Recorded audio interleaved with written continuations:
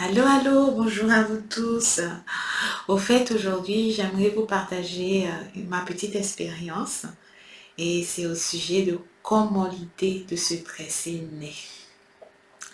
Au fait, je suis originaire d'Afrique de l'Ouest et ça fait maintenant plus de 10 ans que je vis au Canada.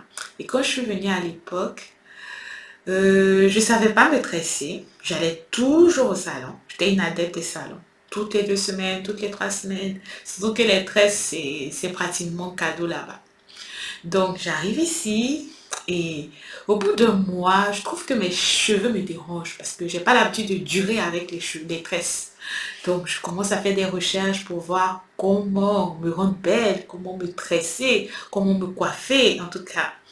Donc, je fais mes recherches et puis je vois des salons et je décide d'aller dans un des salons. Et à l'époque, j'étais à Côte-des-Neiges. Et j'arrive là-bas, je vois la dame, je lui dis, ah, vous faites de belles tresses, vous voyez les cheveux que j'ai faits, je les ai faits en Côte d'Ivoire et j'aimerais les refaire ici. Vous les faites à combien?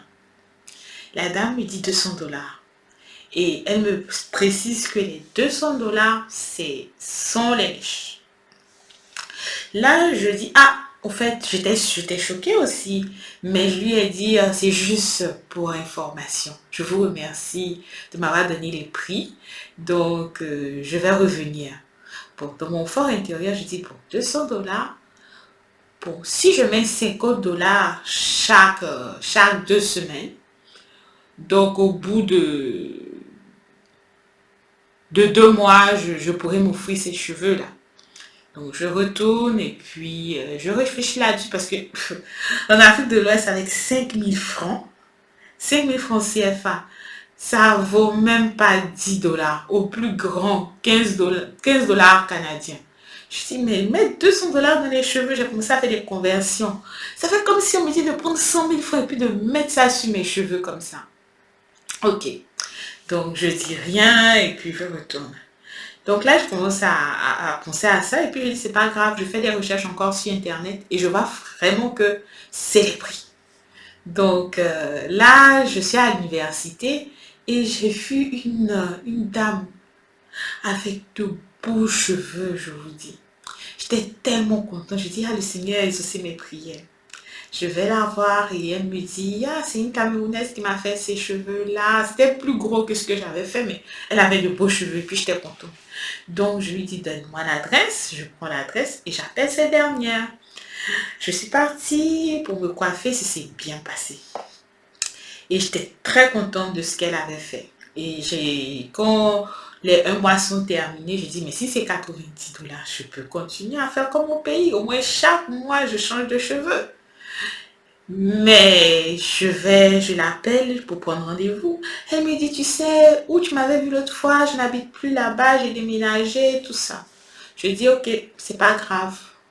Pour être belle, qu'est-ce qu'on peut pas faire? Donc, je prends l'adresse et puis je me rends là-bas.